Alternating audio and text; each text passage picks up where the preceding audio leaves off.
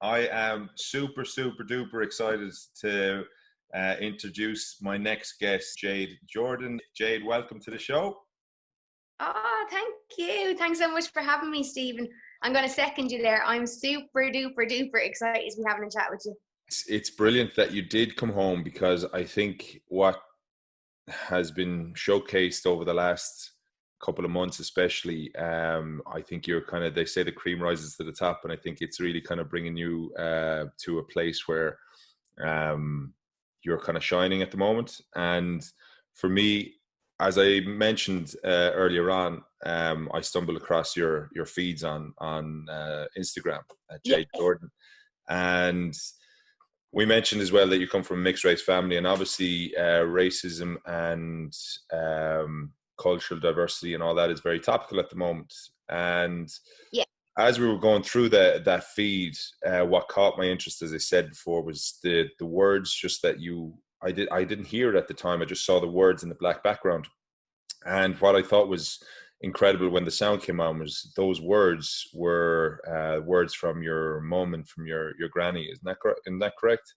It was from me and mum, yeah. You and your mum. So those words are from you and your mum. And what caught me first was the words and what was being said, because I didn't hear the sound. And then when I heard the sound and heard the voices come through, I was totally kind of taken back, because obviously I'd never seen you before. And then I was listening to your mum, and I was going, Jesus Christ, what the hell is going on here? So maybe, if you wouldn't mind, could you kind of explain what those conversations were and where that all kind of came from, just to give people a bit of context? Yeah. My nanny is Irish, and in the 1950s she moved to the UK. So she's from Marino, yeah. She's she's amazing. She's such a bleeding diamond. But she moved to London in the 1950s to be a nurse, and she fell in love with a black man. My granddad's Larry, he's Jamaican, and she went on to have 3 mixed race kids. To cut a long story short, she stayed there for a couple of years. No, she didn't. She stayed there for years. She moved back here in 1970. So my mum would have been about 13. The 2 boys would have been about maybe 9 and 8. So moved back here on her own without Larry. She said married to Larry, but he just didn't come back with her. That was just the way it was. I still have an awful lot of questions there. Like, I'm like, but that's a marriage. How does that happen? I don't know. Look, it did, and that's the way it is.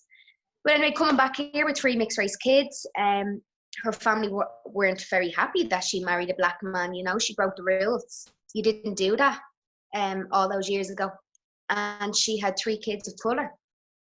She was ill-treated by her family. They disowned her. They didn't speak to her for either 13 years or more. You know, the way they were treated, I will never understand. But so in about 2015, so I've always been really passionate. My mum said that I actually should have been a detective instead of an actor, because I've always just been asking questions. And the rest of my family aren't really like that, if I'm honest with you. Like, maybe that's a choice that they've made. My 2 uncles and my ma have made that choice not to ask questions or not verbalise things. But I've always poked and want to know, you know, what it was like marrying a black man, why our family were the way they were, how hard it was here in Ireland. So I mentioned, anyone that knows me knows I speak very openly about my family and their history. Like, I probably wreck people's heads, but I love it. You know, I'm so passionate about it. So I said it to a friend. We were actually sitting in a restaurant. One of my friends in Clontarf from years ago lived over in London, and we'd met for lunch. I brought him out for his 30th lunch, actually. And I was like, I need to tell this story. I don't really know where to start. Can you help me? My friend David's great at, you know, kind of pointing me in the right direction. And he said, Jade, you have your nanny. Start recording her. So I was like, Jesus, that's a lovely idea. So with that, I came home, my next visit home, popped up a tripod, got a camera out, and started asking her questions. Like I said, how it was, how was it received, how she felt towards her family, how the family felt towards her and the kids, and then just got a little taste for it, and kind of started writing, dipping in and out. Nothing, I didn't really sit down and crack on with it. Like, I was just recording and knew I'd eventually do something with it. And during all this craziness with the lockdown and isolation and the pandemic, obviously we've all had a lot of time on our hands. And instead of sitting there, I thought, you know what, let me start looking back at these videos and start writing. So with that, I did a roller coaster, absolute roller coaster. Some of the things they went through, it is wrong. It's disgusting. It makes me sad. It hurts me. It's cruel. Just nastiness. And then obviously, the death of George Floyd was announced to the world. And I got this, sorry, I'm probably going to get upset. I got this pain, I suppose, because I'd probably been writing and delving into, the Black society and the white society. So I was like, fucking hell, another person has lost their life. I need to start trying to tell people what has happened, what is happening. So I rang my mom and I was like telling her how I felt. And I was like, would you let me start recording you? And she was like, I don't really know about, being on camera. I'm not really a fan of that. And I was like, well, look, I could make maybe do an audio. And we just I wrote down a few questions. I went up to the house and just started plucking at my mom and asking her questions. And on those tapes, I actually learned stuff I never knew. So that was a roller coaster as well. And I rang my friend David, who suggested all the videos all these years ago. And he was like, we'll do a little audio, come out to me and we'll do something. And I'm not really a techie person. I can barely turn on a laptop. I'm really bad. And I went out to him and he was like, these are amazing. I have this idea. Let me work away on it. And he came up with that vision, which was so effective. It was like, you didn't need to hear the audio with my mom, even if you just read it. Like, I didn't realize that that's what you did. You could tell what was going on, But in those videos, my mom kind of explains from her point of view how she was treated by my nanny's family, and society, actually, when they first moved back here. You've got to remember, 1970s, 1980s, you didn't see people of colour in Dublin, in Ireland. Even my uncle, and my uncles don't really talk about it, and I suppose that's a choice they've made, and I presume there's reasons for that. But even one of my uncles said to me there the other day, I'm trying to pluck at the uncles as well, because I want to kind of know their side as well, but I also have to respect that maybe they don't want to talk about it, and that's okay. As I said, I'm just so interested in every different person within my family, their experience, because not everybody's is going to be the same. Can you share an example of what you guys have experienced recently, in the last couple of years or whatever, when it comes to that kind of racial, that racism you're talking about? Yeah. So I've been called the names. I've been called a packy. I've been called the black bastard. I've been told I look dirty, to the point where there was an incident when I was about 9 or 10. We used to have a mobile home down in Bettystown. And I remember somebody saying to me, I don't know what was said, but I remember them saying that my skin looked dirty. And I remember getting into the shower and scrubbing and scrubbing and scrubbing and scrubbing to make myself look less dirty, because I was told I looked dirty. I was 9 or 10. I was a kid. You know, I've been called a nigger. I've been told to go back to my own country. Um, and you know, I'm a tough bird. I was always able to stand up for myself. But sometimes, like, you get pissed off. Yeah, You me get too. pissed off with people saying to you, uh, like, I'm very Dublin. And I've always had people turning around and getting a shock when I open my mouth. They're like, oh my God, I wasn't expecting that. Where are you from? Dublin. But where are you really from? Well, I've just told you, pal, I'm from Dublin. But then you have to go into your history. Well, so my nanny's Irish and my dad's Jamaican. I've told you I'm Irish. That's enough, I think. Yeah. Do you know what I mean? And fun, like, as well, like, that kind of depends, used to depend on my mood, how I would react to that, if that makes sense. Yeah.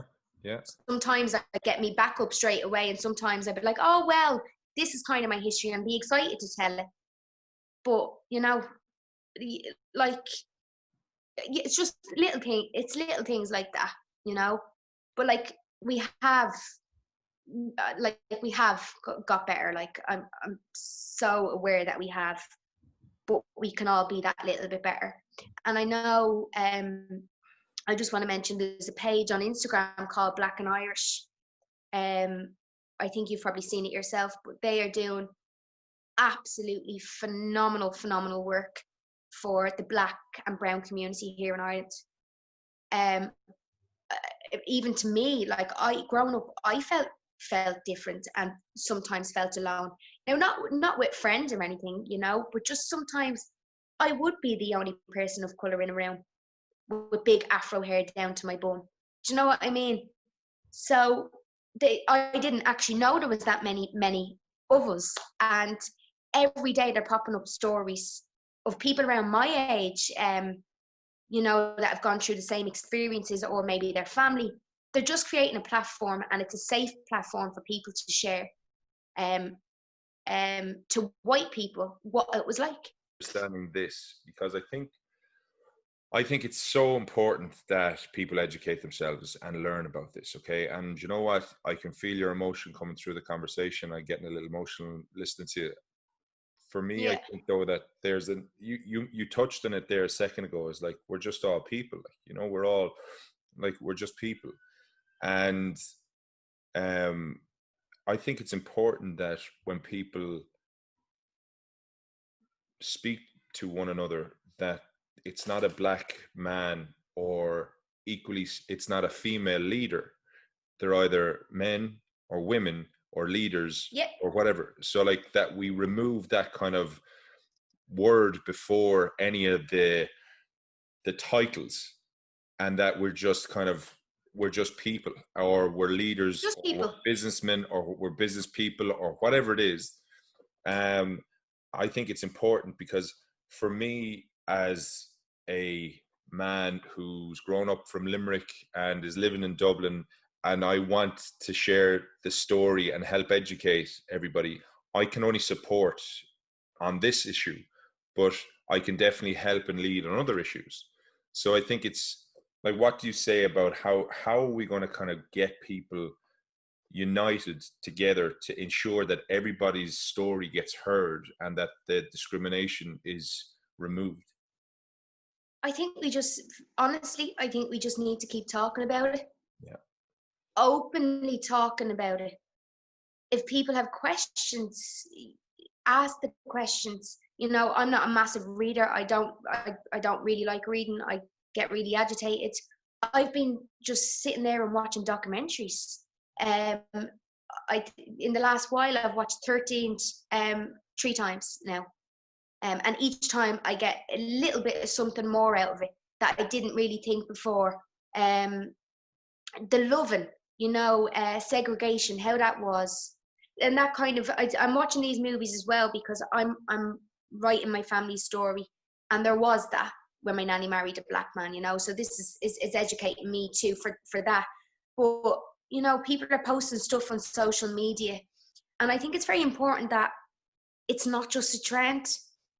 You know, the way on social media things can be a trend and it lasts for a month and a half. This can't phase. It cannot phase out.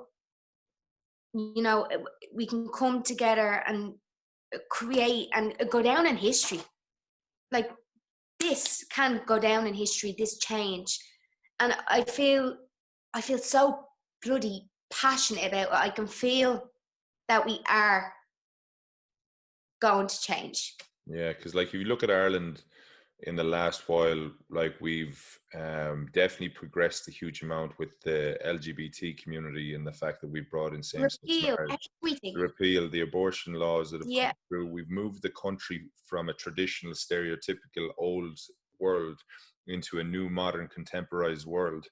And it's a world that's full of views and full of, like, we have our first gay mixed race Taoiseach, in the Leo great. Varadkar. It was amazing. And Yeah, these things, I think, are showing that behavior is changing. And I one of the things that I would like to kind of understand from you is, like, we I've always been encouraged to travel. I've always been encouraged to kind of yeah. move around. Here's your sister. Yeah, and like I've with my friend, we've been to Cuba, we've been to Australia, we've been to, like, all over the world, America, all these different countries and loads of different continents and stuff. And like you're going to get insight into culture and into how people live and what they hold dear to themselves and what is different between ourselves. And by doing that, and by Yeah, traveling, you get to bring home different perspectives. And I think that's really good because it kind of forms your thinking and you kind of can use different things to improve your own life. But with absolutely. with Yeah, with, with racism, I believe that it's kind of, at the moment, it's pandemic in society at a kind of like, there's two kind of levels to it. There's those absolutely ignorant people who are shouting at the rooftops, okay? But then there's that yeah. subtle kind of underground bubble, that our bubbling piece that's kind of there. Do you think that we can eradicate racism, or will it always be there? Do you know, that's a tough one. I want to say we can eradicate it. Oh God, but I always think there'll be a slight touch of it there. And I do think racism is taught. I really do believe racism is taught. You know, when two people enter, a white baby enters the world, a mixed race of black baby enters the world, they're not equal from the get-go. Unfortunately, they're not. And I think, yeah, I definitely think, and I'm a strong believer that it's taught. Mm, You know, kids learn from their elders and their parents.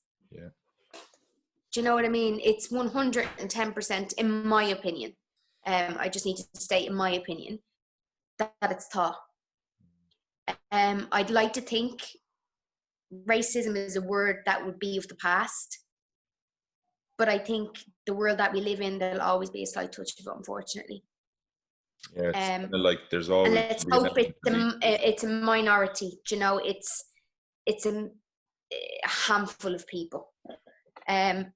But like, I just like the things that black people have gone through. I just watch the people just need to watch 13th. Hmm. Yeah, I Have think you it's an seen it yourself?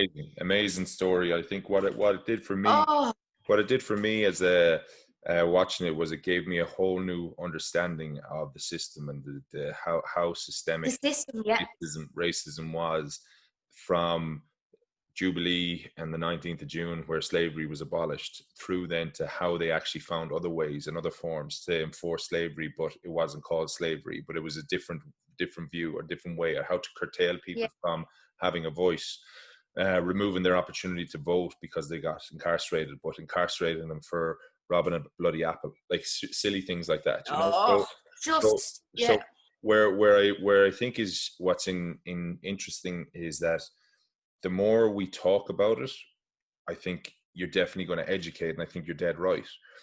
And then I think what happens is, the more then that we actually move away from the words that incite that racial kind of lexicon, and we more give people, like, describe people in the same way that you describe everybody, or how traditionally white people would describe white people, that should be the way that everybody describes everybody, in that he's a guy, he's a girl, he's a grown up or whatever. And with racism, you're dead right. It is learned, because a baby, Yeah. whether it's black, white, or mixed race or whatever, when they're born, they don't know racism. They don't understand it. They've never experienced No, it.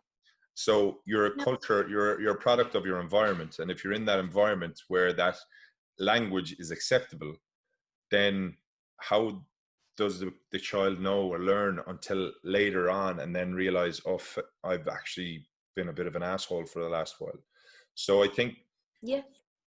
there's a onus on people to change their language and how they describe people. I think there's an onus on Absolutely. people to educate themselves. I think from my own perspective, I've learned a hell of a lot from our conversations, our brief conversations that we had in the build up to this. And I actually am looking forward to further conversations and chats with you away from podcasts and all that Oh, stuff. come here! You won't get rid of me now. Yeah. I like get verbal diarrhea. Like Yeah, but like, you won't get rid of me. But here's the thing, that's brilliant, because then to be part of a world that I've never, I suppose, known, but I'm hugely interested in being part of, because it's my world as well as your world. Do you know what I mean? So Yeah, absolutely. Yeah, but as well, like I just kind of just as well, you know, racism is a thing that's happening. You know, it's alive. It's well. It's very bloody well. But I think as well, with those videos that I did, I wanted to point out as well that it happened within society. You know, they had that abuse. You know, schooling was hard for them. You know, the kids always did something wrong in school, which forced my nanny to kind of take the two boys out of school early, leaving them with, you know, not a great education. But having to take them out of school early because they were getting bullied and because they were always, you know, doing something wrong and yada, yada, yada. But I wanted to explain in those videos as well that racism happened, but it also happened within me nanny's family, you know, towards the kids. So racism can happen within the family too. Am I explaining that right? Yeah. So go on a little bit more. So, like, for example, when nanny moved back here with the kids, I said before, she didn't have the support. Obviously, my mom's dad didn't come back with them. But you know, she didn't speak to them for years. Not long back, her own mother died. She got a phone call to be told, and was told not to bother to bring the children to the funeral. So they didn't go to the funeral because the color of their skin. Yeah. Like what? And then I presume, like, you know, and I get angry, I get upset, I get frustrated about this, even with me nanny, who I idolize. But sometimes I can't understand why she even would have went to the funeral without her kids. Do you know what I mean? But then you've got to understand, they disowned her for so many years. Maybe that was the reconnection she needed. You know, there's so many things there, and I will never understand that. And my ma and my two uncles will never understand that, you know. And then, like, even when the relationship was built back up and she went to see them, she moved out. When she first moved back, she lived in Sean McDermott Street and then got a council house out in Blanchardstown. But when she did go to Marino, made her way into town from Blanchardstown into Marino, or even when she lived in Sean McDermott Street or wherever, she went in to see her siblings. My mum and the two boys would have to sit on the wall till she was finished having her conversations with our family in the house. Like, I'm sorry, that's inhumane. You wouldn't fucking do that to it. You wouldn't fucking do that to your dog. Yeah. Now, I can't help but be pissed off with me nanny sometimes for that.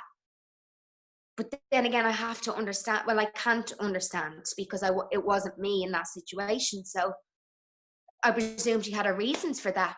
But I'm like, fucking hell, how could you do that to your kids? Yeah.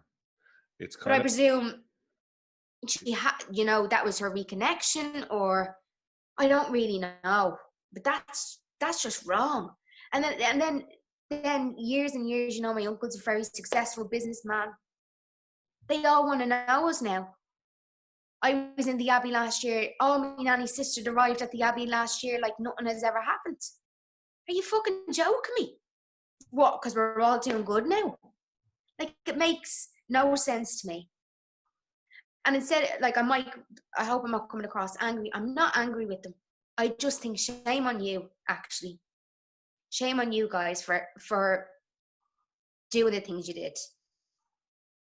You know? Yeah. But I don't know. It's mad. Yeah, it's like, I don't think there's forgiveness. I don't think it's an excuse because it was a different time. Okay, because Yeah. I find that as a kind of like, well, times were different, so everything was okay. It's like, you know, when something's right, and you know when you're being good or bad. You know, it's like teaching a Yeah. child or something. So I don't I don't kind of accept that times were different and everybody was having tough times. But what I do like to see, where, and I believe there's hope, is that from those experiences, your mom never did that to you. You know, Absolutely. those experiences, you will never do it to your family. You know, from those 100%. Yeah. from those learned experiences, as you say, or from those experiences, you know how not to behave. Because I know from hearing stories of old, how the, say, my grandparents' generation would, how they would have treated people, their kids or whatever, if things were wrong or they did something wrong. Whereas then I know that Yeah. those kids would never do that to their family. You know, so Absolutely. Yeah. so there is hope, because you're sharing the stories and you're kind of also acknowledging and making people aware who are listening, is that, geez, that may have happened to me, or something similar may have happened, or we may have done something similar, and that's not right. It doesn't matter what generation you're in, you know. Yeah. But There's where's no excuse for that how, behavior. how does your No excuse for that behavior. how does your mom and yourself find things like now in in But in in society? well, you know, I think my mom she's one of the toughest people I know. I kind of like, I really respect what she's doing and letting me kind of look at her and ask her questions, because she doesn't really openly talk about, you know, her past. So she knows that I'm massively passionate about kind of telling the story, and, you know, and I think, you know what? I'm the only one that I think would do it in the family, if that makes sense. Yeah. Do you know what I mean? And I think she's trusting in me, that knowing that I've wanted to do for years. So I I take my hat off to her. Like, I'm in awe of her. Even like we were talking about in those videos, even recent times, and my mom still gets it. You know, my ma's as Dublin as me, and she still gets it. Like, you know, if me and mom sometimes go into a shop together, a security man will follow us too. And anyone that knows me and my man knows that we're shopaholics. Do you know what I mean? Like, we're grafters. We've always been grafters. Do you know? So stuff still happens. She's in those videos. I ask her, like, and how is it now? How is living in 2020? And she does still get it. She is still may feel uncomfortable in the workplace. You know, in supermarkets and shops and airports. You know, even I experienced something in an airport a couple of years ago of being pulled into a room and searched. Like, I was on my own. I was flying home, questioning me where I was going, what I was doing. I nearly missed my flight. And 110% it was because of the way I looked. Do you believe that? Yeah. I 110%. 110%, because it was me and there was another person of color called in not long after me. I know it was, and to be honest with you, at the time I should have really taken it further, but I didn't. Because yet that was just one of the things that I experienced. You let things go, but actually I'm not letting things go anymore. So that's why I'm trying to do what I'm doing. I've always been one to pull people up. And I've always been one as well to kind of, you know, make jokes about myself. But yeah, that's excusing the carry on that's going on. So I won't be excusing that anymore. Do you know, I'm no angel either. I've often said things like, for years, I called myself half caste. Oh, did you? I did, yeah, I did. And Why? why? Because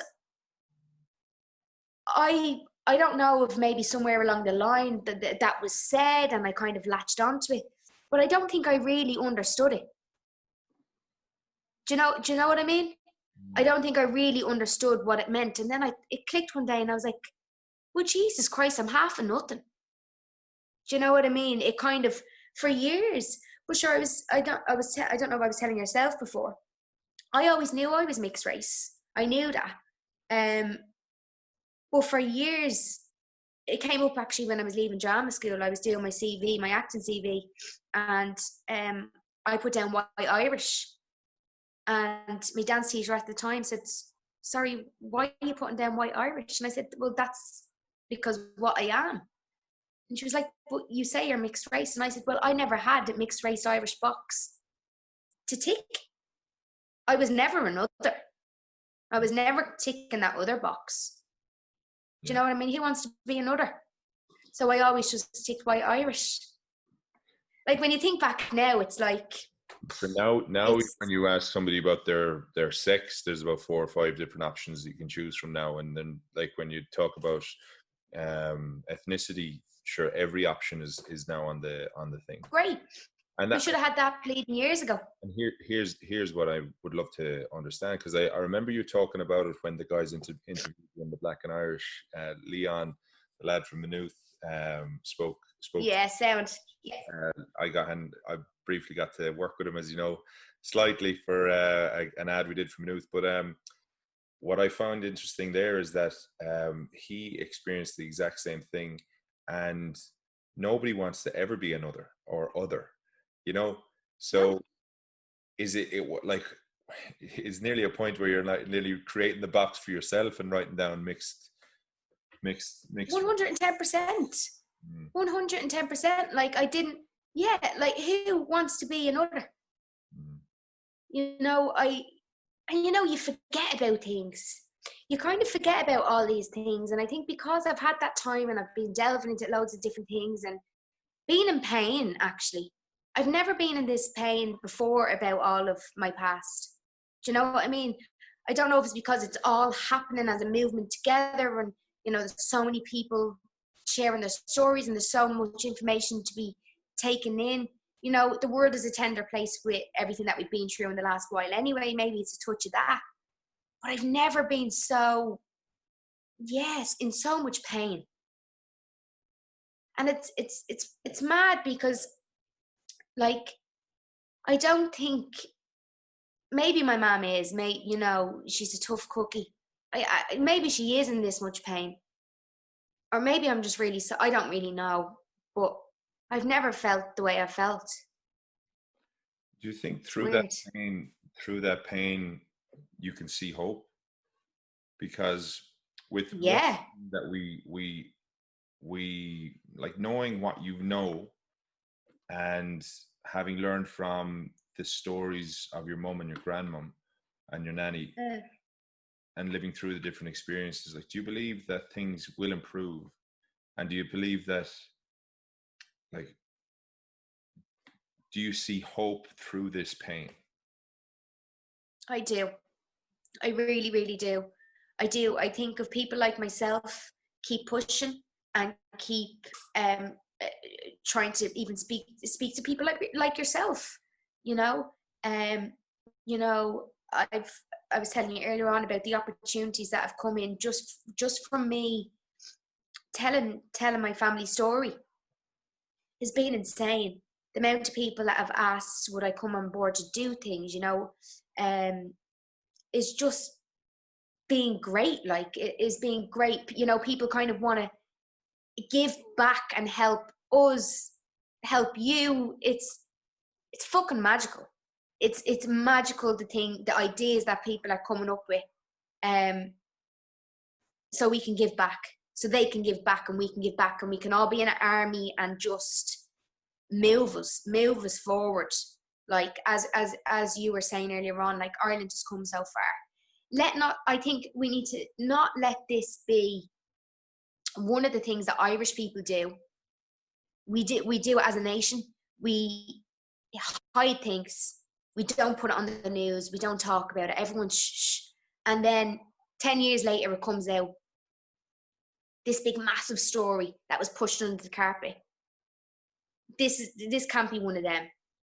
You know, all the racial abuse, or, you know, people being ill-treated or whatever. I think it's one of those things that has to happen. You know, I think we do that very well at brushing over things. But I really do. Like, I know I'm probably repeating myself, but there is this feeling of, I don't know, like this wave is probably the best way of describing it. Just like bleeding over, taking all that negative shite, basically. Yeah. Washing it all out. Like, I'm not washing it all out, because I don't think, as I said earlier, I think there will always be a slight touch of it. But like, it's in the elders. Do you know what I mean? It's like, you know, your neighbor bleeding Tom or whatever. Sometimes with the older generation, it's not intentional.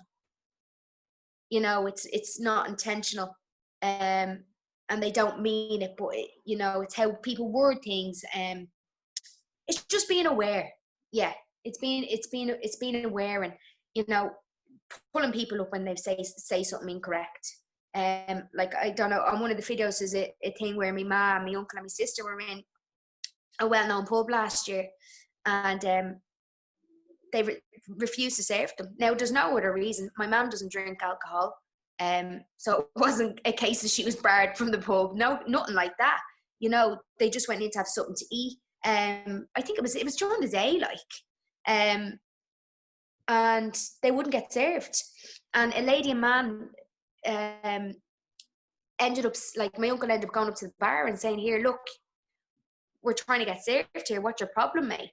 And your man turned around and said, "I've no problem." And the lady and man on the table next door was like, "Well, you do have a problem, because they're actually here before all of us sitting around here, and you haven't served them yet." Mm. And that's the only thing that it could have been put down to, is how they looked. That's a year ago. Like, that's scary. A year ago. Which is scary, because that's a year ago. Yeah, because I think you touched on a point there where you're getting a lot more opportunities to share your story with different platforms. Like, obviously my platform is small, but I'm hoping to grow, and having people like you on, I think, is great. But in saying that as well, there's also a point where you have to be careful for yourself, because, as you say, there's a lot of emotion coming through, right? And there's a lot of times where you're going to have to repeat your story over and over and over again. And there may be times where you feel like you're not being heard. And I think when that moment does come, to remind yourself that I am being heard, and people want to hear my story, and people want to listen to me, because people want to learn and they want to help in whatever way they can. So just, I suppose, a word of kind of, not advice, but like, not telling you how to suck eggs or anything, but I do think in those moments where you feel like you're tired from it, or that you're maybe hitting against a brick wall sometimes, to keep chipping away at it, because it's people like you, I think, are the leaders of our future. And I also think people like you are the educators for the next generation, to ensure that we wash out or dilute as much of this hate speech as possible, you know. Absolutely. I think we owe it. We owe it, you know, to the next generation, to come in to the world and be given that opportunity to be equal from the get-go, actually. Do you know what I mean? Like, sounds so simple to just even do that, but, you know, it is possible. Yeah, I saw a lot video online, and I saw this dad and his little girl, and I'd say she's about 4, and he's there. Yeah. He has a picture on the screens, 4 or 5 pictures on the screens of these little kids who are friends and playing together, and they're mixed race, like white girl and black girl, or whatever. And he asked his daughter, he's like, "What do you see here?" And she's like, "Oh, 2 friends hugging." What you see here, boy giving a girl a kiss. What you see here, two girls holding hands. And what was beautiful about it was that she saw the girls and the people and the kids and the humans. She didn't see the colors. And I think like that gives you an also kind of like a beautiful um, optimism and love Absolutely. that this is what kids Yeah. are being taught. As you say, it is a learned trait. We go back to that. Do you know Mhm. what I mean? Kids don't see things. Kids, you mold a child into what way you want them to be, right? Yeah. Like, I'm not a parent. I am a parent, so I probably don't have the right or the audacity to say that. But I have 88 babies that I teach drama, and and they're my babies. And you know, when you have a child, I think, and I guess, you can mold them the way you want them to be. Do you know what I mean? They're learning from the mother and the father and everybody that's around them. And kids are stupid. Kids pick up on absolutely everything, even when you think they're not. They're playing their toys. They're not. They are listening to everything. Do you know what I mean? Like, and you just have to be so careful with what you say around kids. And kids are so innocent. Like, they really, really don't see any wrong. Yeah. And oh God, it's making me miss my kids. I can't wait till all this is finished and I go back to teaching drama. I can't wait. It's gonna be amazing. Where's your school base? What's the name of your school? So it's Jade Jordan's West End Academy, but I teach in community centres. So I've got a community centre in Castleknock that I teach in. One in the area I'm from, in Mulhuddard and Blakestown, and then I teach in a special needs school on the Navan Road. Amazing. In Dublin 15. And that's additional needs that varies from autism to Down syndrome. Yeah, like, the kids are just amazing. Like, I didn't even know it was possible, I didn't even know. I always taught drama in London for other people, and then I was only home a week, like gas. You couldn't write it. I was home a week, and a family friend got in touch, and he was after opening a health centre. And he was like, would you like to have a space to teach drama? And I was like, I don't know. I said to my mum, I don't know. I'm not really into that. Like, it's a lot of pressure, paperwork. And God, I don't know if I'm kind of cut out for it. And oh, Jesus. So anyway, I went with it. So for the first year, I was teaching in like a little squash court in this health centre. And then I went off, did the show, and came back, and I got spaces in community centres then. Just because I kind of felt like the squash court was a bit of an open space, if that makes sense, and there was loads of distractions and noise, and I just wanted a little place that we could call home. But the dream is, and I will get it, is to have my own little stage school. It's been a dream of mine. It's gas. It's been a dream of mine since I was a kid. I was like, I always want to have a stage school, but then when it came to it, I didn't want to do it. Like, gas. I suppose I was just too nervous. But like, who would have thought I'd be still here and have amazing kids, and yeah, like, mad about them. And in a funny way, they're kind of mad about me too, which is great. I think I'm like the cool big sister. But yeah, it's like, yeah, it's great. It's like I've built a friendship with even the parents. Lovely. Like, we'll text and everything. For me, I think it's nice to be nice. Just be yourself.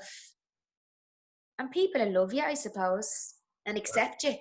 And Here's let me put across you there, because I have a question for you then, because I think, yeah, to your point, people will accept you. I think, I experienced it myself in the last year or so. You really find out who your pals are when times are tough. massive. But then you also find out who wants your time and who wants to be in your surroundings and stuff. So I definitely think you're right. You're onto something there about people love you by just being you. But if you were to,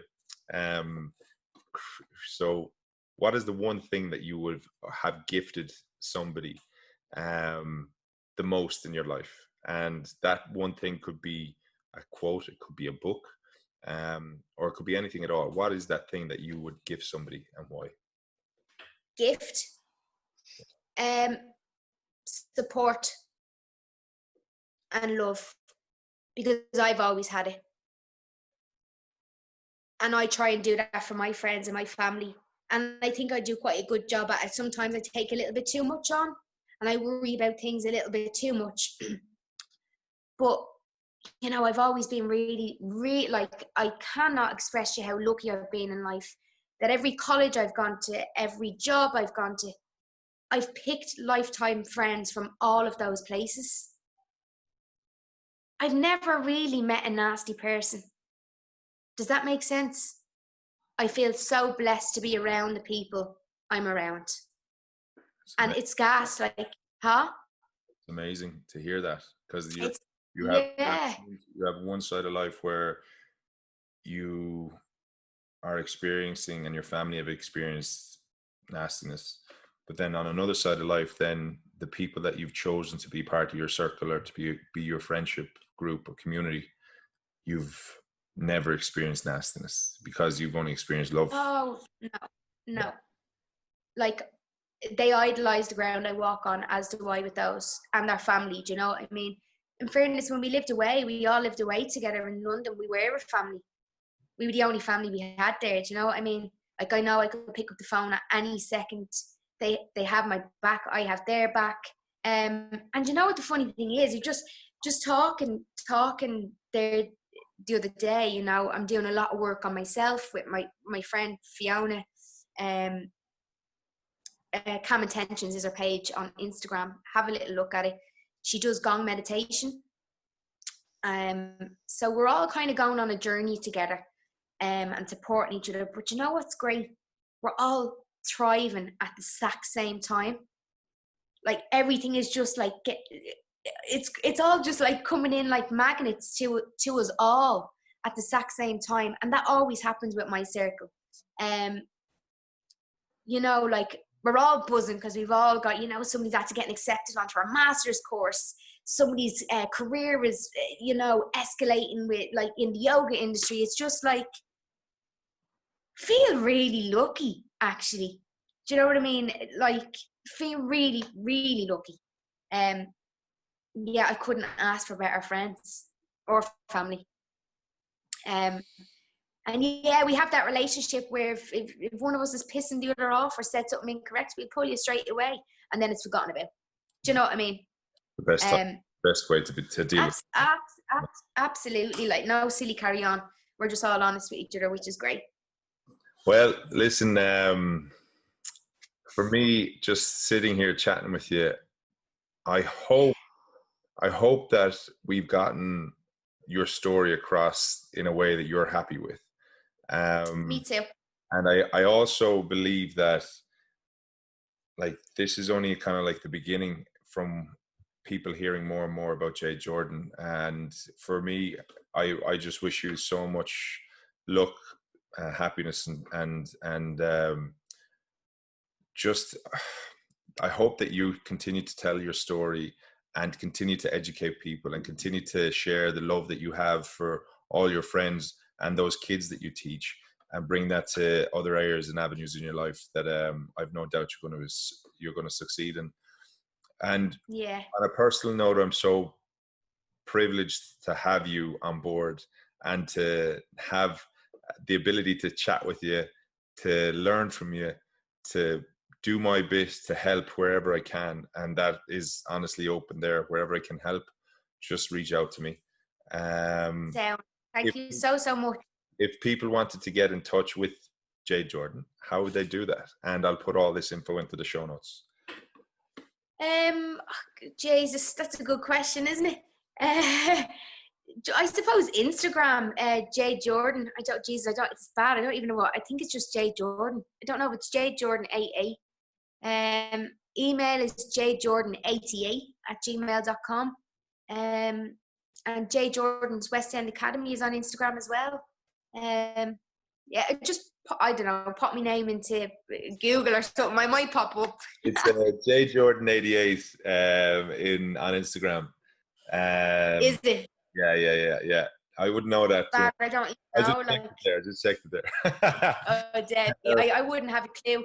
And Twitter, I don't know what it is because I only really set it up just to kind of have. I think it's Jade Jordan 88 on there as well, or something, or Jade underscore. You'll probably put your West End Academy on TikTok now with all the dancing that's going on in that. Oh, stop. Come here and I give you a laugh. Like, I don't even know how to use TikTok. I wouldn't know how, like, I swear to God, I said to the girls today, we went for a swim at 7:30 this morning. We've been doing it every Wednesday since, you know, the 20K. Yeah. We're driving out to Malahide for a swim, absolutely Baltic this morning, like freezing. It was raining and all, but I tell you, great for the brain. Best thing. Yeah. Oh, I tell you, like, oh my God, why I haven't been doing it weekly forever, I don't know. But the next thing I will be doing is, when I have time, I'll be doing a computer course, because my knowledge of technology is diabolical. And I need to up my game. Like, so TikTok, I wouldn't even know how to turn the thing on, I don't think. Just download it. You'll actually be surprised. It's very simple. But it's one of those Don't things. tell me, are you on the TikTok dancing around the place? I couldn't dance for ages because I was in crutches, but I'm trying to build up the courage to do it, although I'm probably a bit too old for it. Oh, Jesus. I think I'll just download it to have a look at you, actually. And a laugh. Oh, stop. But, no, come here, listen, thanks so much. It was brilliant. You know what? You're so welcome. Thank you for having me. I hope I answered the questions okay for you. And yeah, anytime that you ever want to ring and ask any questions, or, you know, you have an idea that you want to do, just holler. You know where I am. Yeah. Come here. Look, yeah, and come here when we can go back for a pint. I'd like to meet you for a pint of the black stuff. Absolutely, without Absolutely. a shadow of a doubt. Without a shadow of a doubt. Yeah.